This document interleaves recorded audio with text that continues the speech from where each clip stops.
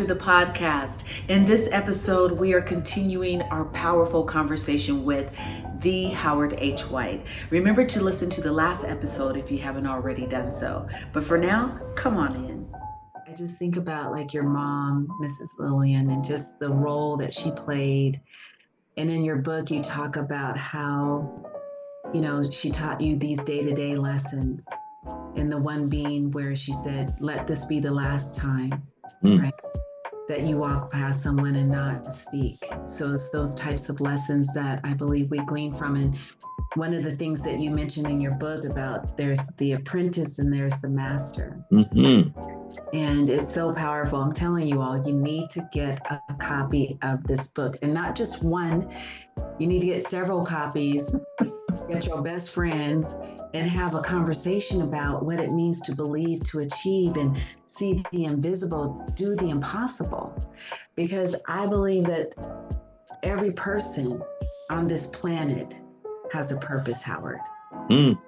We all have been blessed with a gift. It reminds me of this story. It's not a basketball story, but it's a baseball story. And there was a new owner of a team, of this baseball team, and this baseball team was at the bottom of their league. And he approached the pitcher and he asked the pitcher, what's your best throw? And the pitcher said, well, I got a good curveball, got a pretty good fastball. And he just went down the list of all of his best balls. And then the owner asked him when he was done, he said, but what is your best ball? And the pitcher thought about it for a while and he said, well, I have a pretty good fastball. And the owner said, that's all I want you to work on. And the next year, they were at the World Series. And so most of us, Howard, don't really know what our fastball is. No. What's your gift? What's that one thing that comes so naturally for you? It's easy for you, but it's difficult for others. And I think sometimes that we're so busy moving that we don't take time to really discover what our fastball is. What's your gift? But when we do identify it, then we can hone it and nurture it and put it in the right environment so that it can grow. And as I think about you in these 5 important questions, and we won't go through all of them, but the question that I have for you is, why am I here? Why are you here? What do you believe your purpose in life is? For me, it's pretty simple. We can, and as most people try and somewhat define, hey, I'm this, or my purpose is, I don't know. I'm me. And as simple and as complex as that is, my belief is that singularity can change the world. If that little boy playing on that little dirt court can become and do the things that he has been able to do, then my purpose is to keep pushing forward and push the next person that gets to listen. And maybe it is one part of that person. Maybe it's the person that all of a sudden decides, you know what? I'm gonna make my bed up every morning. Because just that simple act will say, I have structure, discipline, and I can create a habit I can follow. And just that little thing, if someone gathers from that, yeah, that won't work. Ooh, that's ridiculous. That sounds crazy. But then they say, he can't be talking about me. It was a PhD, I'll never forget. He read the book and he said, we talked several months. He said, hey, I read that. And I said, well, shoot, he ain't talking about to me. He talking about to kids. He said, I read it a second time because something kept saying, he might be talking about you. And he said, man, he's talking to kids. The third time he said, he's talking to me. He started making up his bed every day. And then see, inevitably, that's the first stage. He was a bachelor, so all of a sudden now, he starts picking up all the clothes that he done thrown everywhere. Now he said, I'm hanging them up.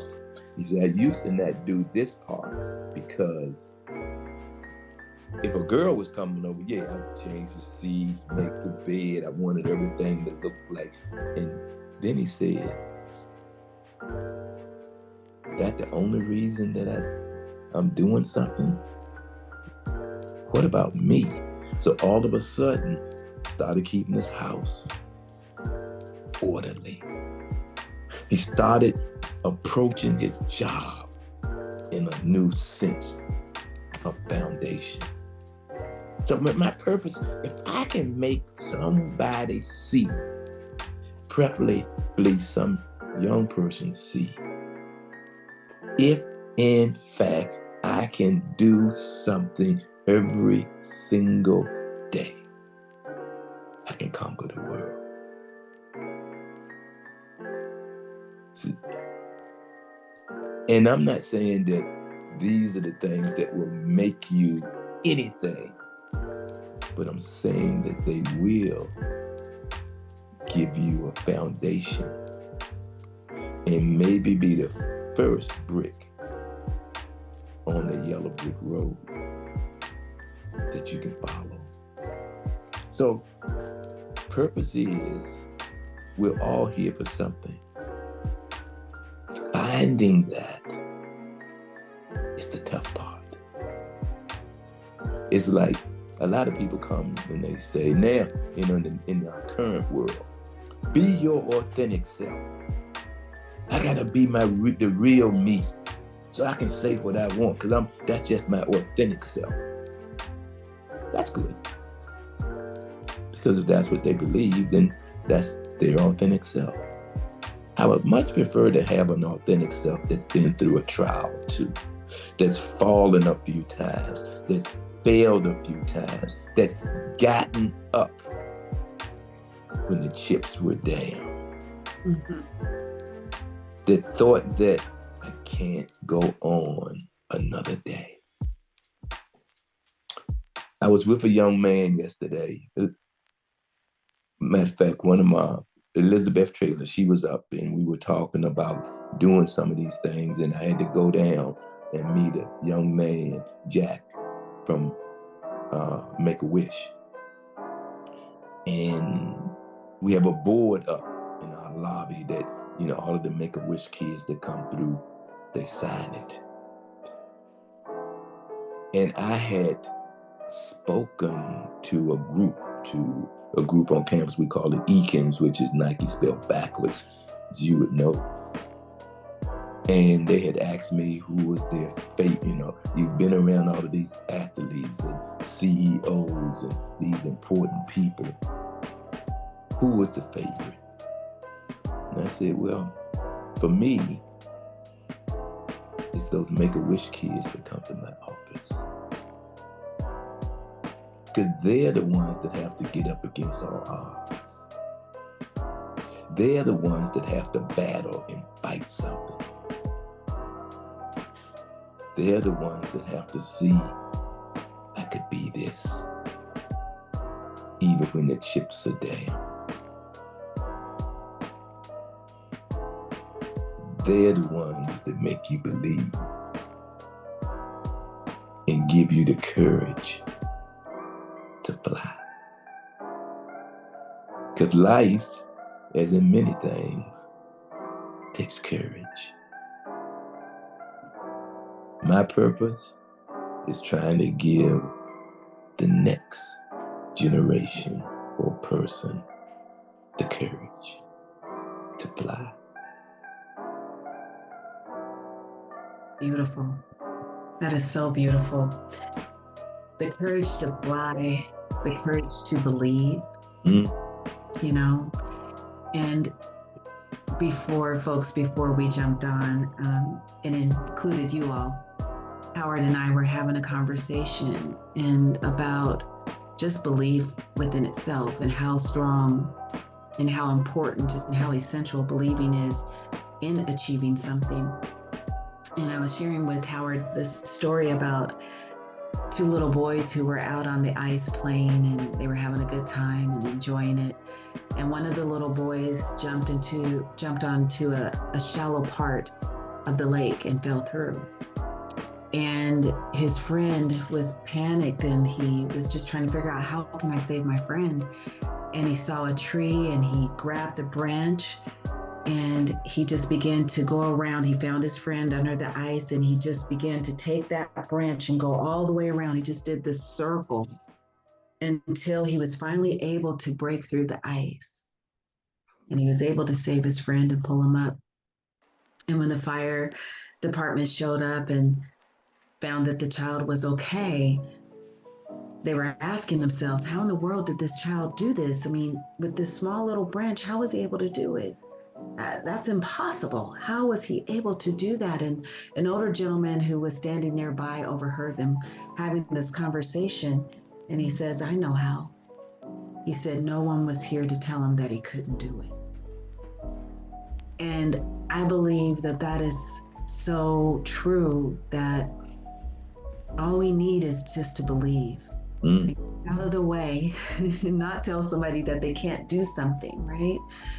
And so as we wrap up, because we're getting close, I don't want you to go, but when I think about this story and I think about you and the impact that you've had on my own life, 22 years of a career. And I just remember the first time that I met you and I saw you, I was like to my colleague, who is that?